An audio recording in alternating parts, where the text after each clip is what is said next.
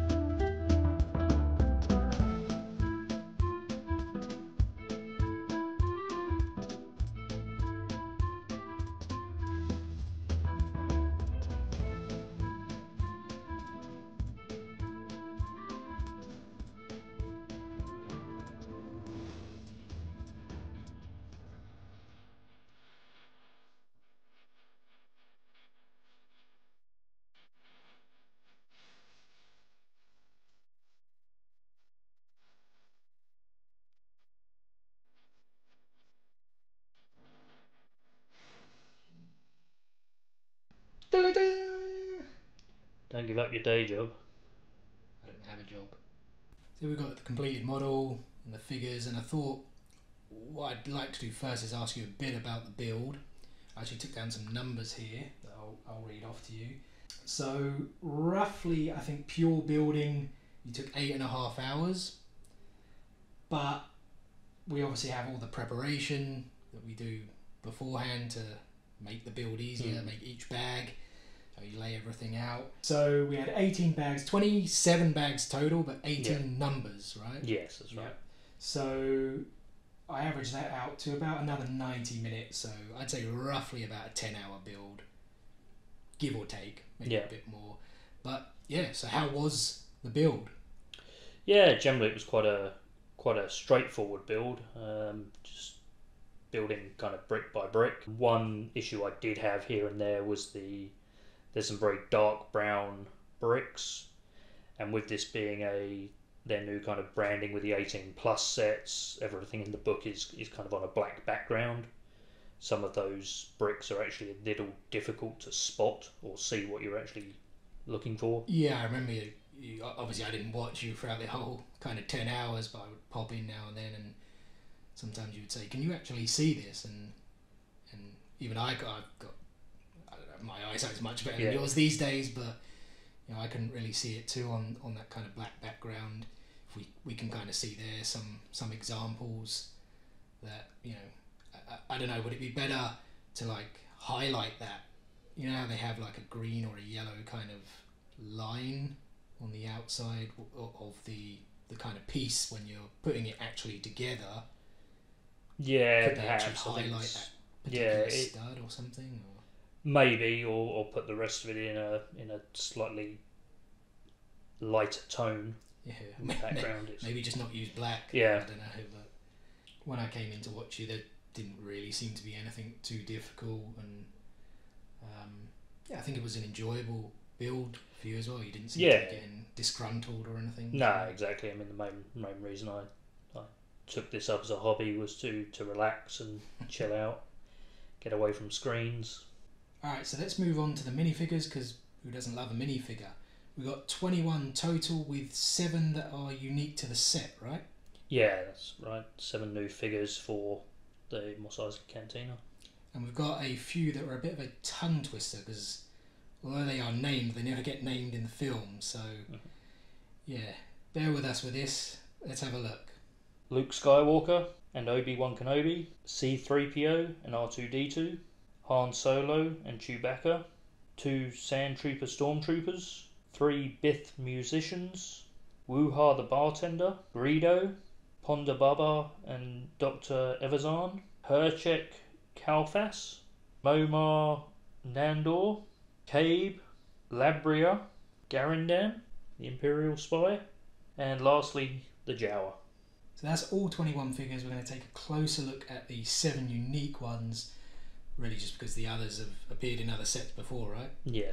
First up, we've got Dr. Evazan and Ponda Baba. I think these are probably 2 of the most sort of requested minifigures over the years. I think they've always appeared on people's top 10 of kind of wanted figures that are missed from a release. So these guys never in any set at all? This is their first release in Lego. Okay, that's surprising, right?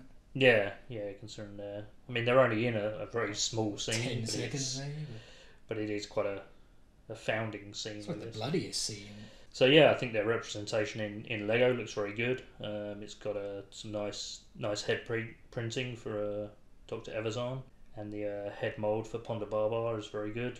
The clothing on the torsos are fairly well detailed. No printing on either of the legs, which is a bit disappointing, but again, it may just be based on illustrations from the movies, and they might have not had much to work with. You might not even see them below the waist in the movie at all. Dr. Evazan does have a double face with his shocked view. Obviously, Ponda Baba with his single moulded head. Obviously, they only have one face. And both with blasters. I think only one had a blaster in the film, right? I don't even know if you actually see who pulls the gun. I'm guessing.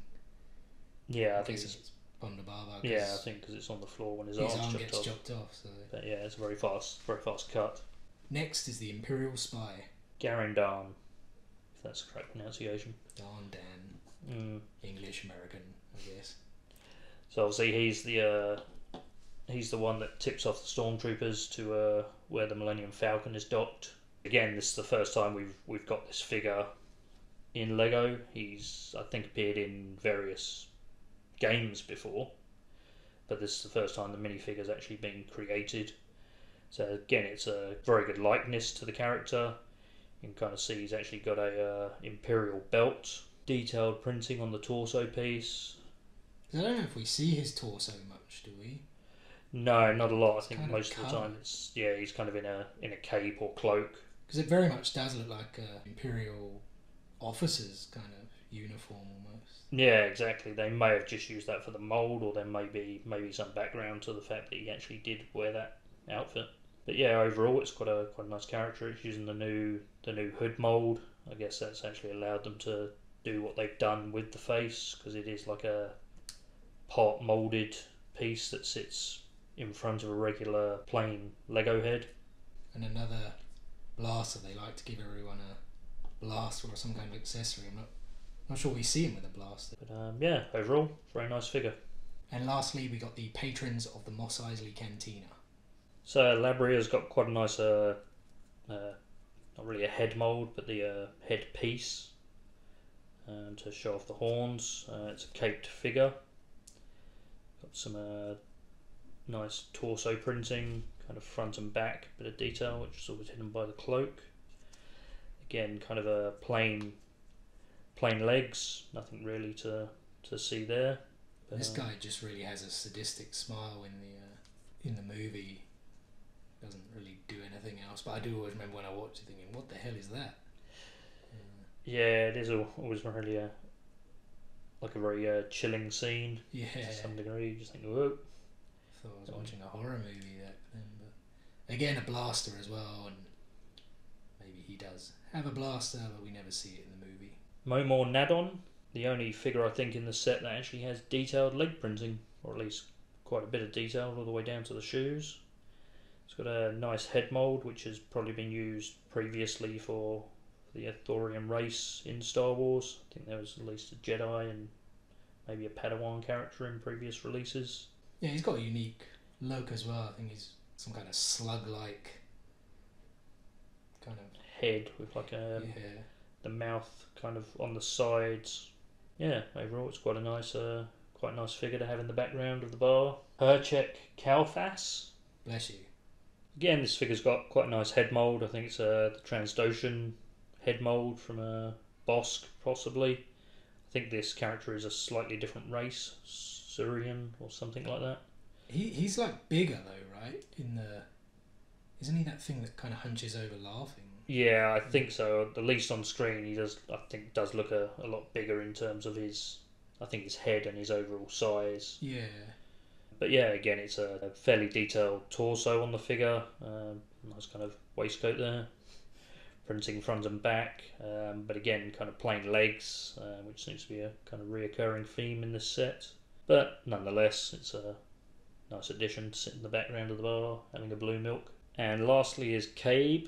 He's quite an interesting figure. He's got the kind of short legs to show off his small stature from the movie. This is the thing that grabs the drink two hands, or yeah, there's a scene I think where he just kind of walks up to the bar and kind of sticks his arms up and just carries it off.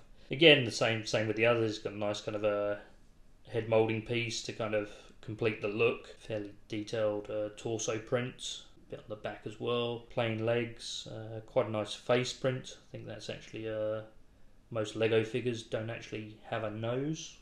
But yeah, I guess because he's, some kind of bat-like creature, yeah, nose really kind of adds to the character, makes him quite recognisable, even though he's on screen for a couple of seconds probably, as are probably most of these. But like you've said, cool nonetheless to have them all dotted around the bar. Yeah. Just to briefly touch on the other 14 figures, we obviously didn't mention the set actually retails for, I think, was it £320? Yeah, in the UK. And $350 maybe in the US. So maybe it's a little bit disappointing that the 14 figures, or minifigures as I should say, are what we've had before. Yeah, it's a shame there's not a bit more uniqueness to the figures. A lot of these are prints that we've had before, but they could have quite easily, in a set this expensive, done some maybe specific printing for faces, or maybe even some detailed arm or leg printing, just to make those figures a bit more specific and a bit more collectible to this set. Yeah, I know you were saying to me that you were, when you were building the Greedo one, was a bit disappointing to you just because of was it 2004 or something like that? Yes, I think the first Mos Eisley Cantina set came with Greedo, and he actually had arm printing on him. In the movie itself, you see he kind of has that I wouldn't even know what to describe. Yeah, it's more like a leather ridged kind of look along the sleeves. It would just have gone a lot better with this set for what you get. And maybe his kind of the tone of the skin, I guess, is maybe slightly off a bit. Yeah, I think so. It looks a bit too green. I think it is a bit more blue. Yeah, maybe like turquoise or cyan. Yeah, it seems to be a common thing in this set. A lot of basic leg printings, right? I mean, I know you were saying to me with Harden, he doesn't have the stripe on the side of the pants. I mean, it does have that holster there. The other thing I just noticed as well, because isn't that supposed to be his open chest? Yeah, well? Yeah. Beneath the shirt, it should be kind of skin tone, where it looks like it's a very kind of. So isn't it like the same? Almost looks like he might be wearing like a bandana or something, or like an old bandit mask type thing. Yeah. It's not quite. Yeah, it doesn't quite match with the skin tone of his hands or the headpiece, which is a bit weird. And you got the, what do we say? His Wuha, the bartender. It looks a little bit better, but maybe not quite perfect. And Luke as well, though. Luke's probably looks the best there in terms of that kind of. Yeah, that matches quite well. I mean, overall, probably out of all of these figures, Luke is probably the best, I guess. And then, of course, we've got the droids that everyone's looking for, the C-3PO and R2-D2. Obviously, these are figures that we've got in countless sets over the time. It's a shame that the R2-D2 hasn't been a bit updated now that it's 2020. I think we could at least get kind of back printing and maybe the third leg. Overall, they're still pretty decent looking minifigures. Pretty cool you get 21 in total. Just if the other 14 could have had some uniqueness, especially for the price you pay, it would have been quite cool. Is this actually the most minifigures you can get in a set? No, I don't think so. The Betrayal at Cloud City set also came with 21 figures, and I think the set that has the largest number is the Death Star Ultimate Collector's Series playset from 2016 that came with 27 minifigures. Just before we get to the cantina itself, the set does come with 2 vehicles. I don't really remember seeing these at all. I definitely remember Luke's land speeder, but I think you said that's been made like 6 or 7 times, or yeah, something. It's quite an overproduced set in the adult Lego community's mind, and it's kind of like pissing people off, right? As well. Yeah, it's just like, here's another Luke's land speeder. But so what are these vehicles? So the first one we have is the V35 land speeder. So is it in the film? Yeah, you see it come down the road in Tatooine, just outside the cantina in a scene. For the most part, it's a good representation of the ship. There's a lot of stickers that went into this build. I mean, there's not really a great number of stickers in the cantina set. I think most of the stickers that come with the set are for the vehicles. It's again always a bit of a shame because the stickers don't last as long as printed tiles. Something that like speeds by probably at 1 or 2 seconds. It's gone into quite a bit of detail, really. Yeah, exactly. There's a couple of computer consoles, one inside the cockpit, one on the top part where you said the top part is where you drive it. Yeah, right? I believe the top part is actually where you steer the vehicle from. Are they like sofas in the front bit as well, or seats maybe? Or yeah, I think it's like a seated area. Is this like a Star Wars bus equivalent, or could be, or a taxi maybe? Star Wars Uber. So what the hell is this thing? So this is the 9000Z001 land speeder. Land speeder? Yeah, it's a land speeder. It kind of looks like one of those things that like astronauts would land in the ocean to me after re-entering the atmosphere, maybe. Yeah, quite possibly. It might have been its initial concept. I think in the movie it sits out the front of the cantina door, just off to the right. So it is actually in there as well. Yeah. I don't think they need to pay more attention to these scenes, I guess. But it is from memory and looking at it, it looks quite accurate. It's got some enough space in the inside for one minifigure to fit, and a kind of detailed console, which I think is a printed tile. I don't think that was a sticker. Overall, again, there's quite a number of stickers on this piece to make it up. With there being as many as there are, I think these could have been printed tiles. Again, it's a nice piece to have for the display. Some fairly decent detail for something you probably see in a split second. Yeah. So we finally get to the cantina itself in all its glory, with this extra section here that we'll get onto shortly. I thought maybe let's go around the outside first, as a famous musician once said, and then we'll get onto the inside as well. So let's start here. What exactly is this contraption? That's a moisture evaporator. I think that's what the main farming is on Tatooine. So they're farming the moisture out of the air. And then as we kind of slowly move around, we got a few variations on brick there. We've got that small window. Yeah, there's a couple of windows throughout the set. Gives it that nice kind of desert look of a kind of desert hut, sort of looking out onto the desert plains, I guess. It's got some nice brickwork detailing with different tones and colours. And is this a Tatooine air conditioning at its finest? And this thing is a dewback, right? I kept calling it the bantha for some reason. No, it's a dewback. Dewback, okay. Yeah. The banthas are the big creatures that the Sand People yeah. or Tusken warriors ride on, Right. the horn things. Yeah. But yeah, this is a dewback ridden by the Sand Stormtroopers to get around the desert and find the droids they're looking for.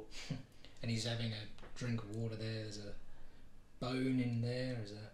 Yeah, it looks like it's a little feeding pit for him. It's quite a nice place to actually. And we do see him actually in the background, right, of the movie, just about. Yeah, kind of. Yeah, it's probably. Yeah, whether or not he was in the very original or whether it was remastered, I'm not entirely sure now. Right. But yeah, it's quite a lot of detailing there on this side. You got the as you kind of come round to the front entrance, as the kind of hitching posts to tie up your mount. This is the front door, right? And that's the sign above. Yeah, it's the main entrance that you kind of see Luke and Obi-Wan walking up to in the main door movie. Opens up as well. Yeah, the door lifts up. Obviously, I guess in reality it should slide. Yeah. To the side, but obviously because of the constraints of the model build, and the way it opens up, it can only do what it can do. Really, I think the design has done quite a good job there, and has obviously taken sort of a design liberty just to give the overall set its functionality. And as we keep going around, we've got more hitching posts here, and then we get to, what did you say these were again? Moisture evaporator. And this one, as you can see, is a little bit more detailed, slightly bigger than the one on the other side. Yeah, it's quite nicely built up, this one, with a lot of grill pieces and other components to make it look very industrial and large. More brickwork there and small window as well. Then at the back of the cantina we've got some crates and some storage, possibly some Jawa junk. Yeah. Do these open up or not? Yeah, you can take the tops off the boxes. There's probably some tools and some other bits and pieces inside them. I can't quite remember during the build, but there are quite a few little bits that go in these things. There's some detail here which we'll demo a bit later, but there are some pieces on the back here that you can replicate the Han and Greedo shootout by pressing the pieces in. Some nice detail around the back again. Normal, like, I don't really know how to describe it, that area where people throw junk out around the back of an establishment like this sort of thing. Yeah, exactly. Yeah, back alley and exactly. Yeah, again, especially at the back of a bar. That's for sure. Brickwork, slight variations there, windows as well, and we come to the last bit, which I guess is the back door, right? Yeah, the rear entrance. I think this is. I don't think you ever see it in the actual film, but I think it possibly does make an appearance in some of the Clone Wars episodes that are featured inside the cantina. This is probably where they dumped Greedo after he got shot. Yeah, I would have thought so. It's probably quite a. Let's get rid of that guy. Yeah. So again, this is a similar design to the front door. You can lift up the door by sliding it up. Of course, we can take a look from maybe the bird's eye view, or at least an aerial shot here of the roof. You do, of course, get to see in it a little bit. Like I said, we will open this up just shortly, but we've got some nice detail on the roof as well. If you wanted to display the model this way. Yeah, absolutely. I think it's quite a nice design that they've used to lay it all out. It looks quite good, both as a display piece and being able to kind of get that bird's eye view inside the bar if you so wished.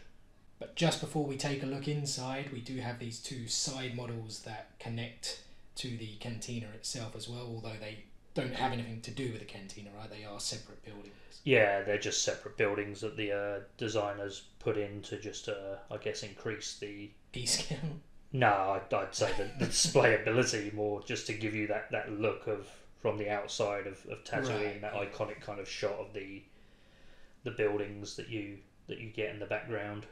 And so what do we have here? This is a Jawa junk shop and a hut.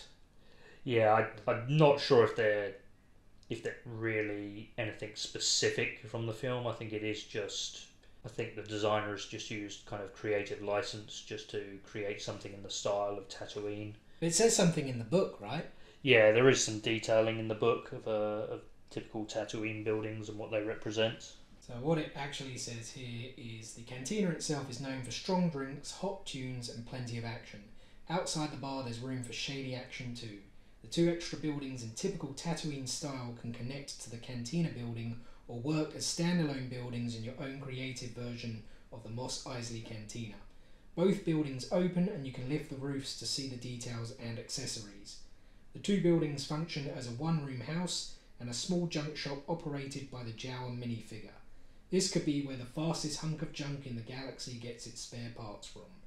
You will find pieces of scrap metal, engines and tools for sale, and its proprietor is quick to make dubious deals with unsuspecting scoundrels passing through the spaceport. Maybe he plans to strip the Ubrikian 9000 land speeder for parts after Greedo is shot. So that land speeder thing, I guess, belongs to Greedo then, right?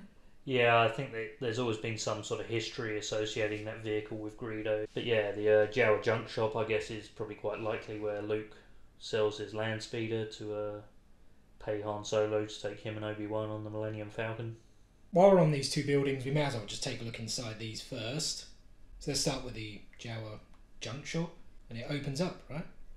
Yeah, it's quite just kind of lift the top up. It's on like one of the Lego hinge pieces, and just pop the thing open. It's quite a nice little build actually. I'm very impressed that they've gone into this detail with something so small. Yeah, it's got some nice little bits. Is that a broomstick I see in there? Yeah, there's various tools in here. There's a broomstick. I think there's a... Is that a gun? Yeah, there's a gun hanging out. There's some... Blaster. Yeah, binocular type piece. I think there's a crowbar inside. Crate here, a cup. That's a cup with a large handle, especially if that's for a Jawa. Yes, it's got his little seat here for him to kind of sit at his counter and Right, so that's the shop window. Yeah, I think that'd be the opening to the shop, so he can sit in his chair and peddle his wares. And of course, we didn't actually touch upon the canopy. That is a kind of cloth or material like piece. Yeah, for the front of the shop, it's actually quite a nice addition. I actually quite like that. I was actually wondering when that piece came up in the set what it was actually going to be for before I came across it in the instructions. Yeah, overall it's very, very cool. And then we've also got this. What did it mention? It was a hut or a house. Yeah. I don't know if it's supposed to be the Jawa's house, like next to his shop. Does this open up or not? No, but it does have these roof tiles which are just kind of pop off. They're only held on by two studs. And again, there's some decent kind of detail in there, really. Yeah, again, there's like a lot of tools in here. There's various shovels, macro binoculars, chainsaw. Oh, yeah, I didn't see that. Is that supposed to be a bag and something? Yeah, there's a few bits. I think there's another bag inside this part. What's the blue?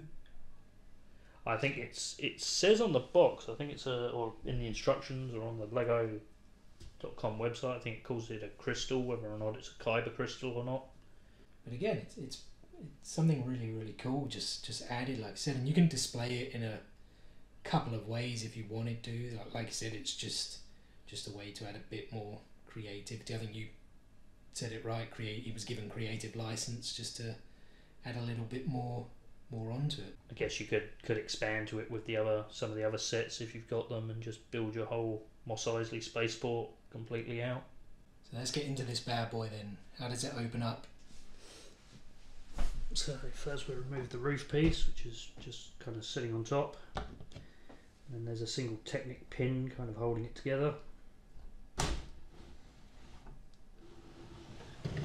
Slides like that.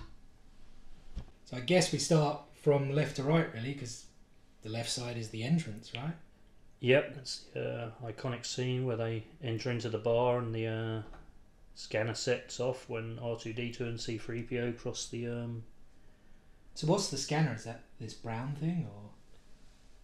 Ah, it's the inside part. Okay. Yeah, it's got 2 stickers on it to represent the actual scanner that goes off when they cross the threshold of the bar, and the bartender tells them, "We don't serve your kind in here." Yeah, he's a xenophobic. I don't know if there is a word against droids, but clearly he's a bit of a wanker. A phobe of some kind. Yeah. And then I guess are these steps that we come down into maybe? Yeah, so that's the steps down into the bar. And so as we go in, are these ones here are just general booths, right? Are they anything special or? No, I don't believe so. They're just the kind of general areas where canteen patrons will hang out and have a drink. There's probably a differing detail in each of them in terms of like glassware and cups. The kind of sofas are made up of or chairs are made up of some quite nice bricks to form the shapes. Is that another toolbox in that first one as well? Or some? Yeah, there's some little kind of box there to stow your goods away. I think it's a pair of macro binoculars. And then on the outsides we've got some lighting, I guess, here. Is that just supposed to be lighting, or are they? I don't think they are torches, are they? I think it is lighting. So then we move on over to the bar, or maybe let's just go back behind that, because this now split is it's the rear, would basically be the rear exit or right entrance. And I guess it's an exit to the. This opens up, and what have we got in here then? Yeah, it's like a little utility room. Again, there's various bits here with detailing of little tools and a brush for cleaning. I think there's another little storage crate in here with another pair of binoculars in it. There's also a sticker in there, isn't it? Is that C-3PO and R2-D2? Yeah, that was. I remember that from the build. I guess it's like a wanted sticker or something from posting up bounties for the reclaim of the droids. The droids we're looking for, right? It's quite a cool little area considering it's virtually closed off, I guess. But again, some nice detail in there. And then if we really come back out and into the bar, I think the bar looks pretty cool. Looks pretty accurate, wouldn't you say, to what we see? Yeah, I think so. For what they can make up of it, it looks quite good. It's got a nice little hatch there for the bartender to get in and out. It's got some very good detailing for all the taps and the and whatever beverages they have on hand. I don't see any blue milk though, is there? No, I can't actually see anything that represents the maybe that's missing. blue milk. Didn't you tell me, or we read somewhere, that these parts here are like recycled IG88 or? Yeah, I think they used the IG88 heads. I think are actually used as part of the cantina makeup. But that we should say that's in the film, obviously not. Yes, not the Lego set, yeah. I think they chose not to use the heads in the Lego set because obviously they are printed, and you would then end up quite easily seeing what it actually was. I mean, it's not uncommon for movies to reuse props or other items to fit in and make things work. We've got some nice detail on, I guess that's the till system, maybe, and some other bottles and taps and cups and glasses there. And do those drawers open up as well, or is that kind of, are they just stationary? No, they do actually open. Wow. It's probably quite difficult to reach. Yeah, it's a bit of a struggle, but yeah, there's a. Is that a bone? There's a bone in one of them. I'm not quite sure what that's in relation to. Yeah, I think this bartender might have some psychological issues, but maybe that's fair enough, seeing people's arms get chopped off and people killed in his bar every day. Yeah, he's probably dealing with some quite unscrupulous characters. So as we move on over then, this is the stage area, I believe, right? Yep, where the band will be playing. I mean, I guess there's not much to it, but really the figures would be in there, really. Yeah, once we put them in there, I think that'll brighten that up. Let's move on over. Let's skip this one for a second. Head to this booth first. It's just another area where patrons would wine and dine, I guess. Yeah, I think so. There's nothing really special there, but again, it's a nice bit of detail for a set this size. It's quite well done. I think plays a good homage to the on-screen cantina. So now let's head back here. This is, of course, the booth where that iconic scene takes place, and Han, well, pretty much smokes Greedo, for lack of a better word. But as we mentioned earlier, this has a little bit of a mechanism you can play with, right? Yeah, so I think we pointed out on the back side of the set, there's a couple of little buttons or mechanisms that will simulate the character slumping forward in the chair. So there we have it, but let's give it a bit of love and add some figures in.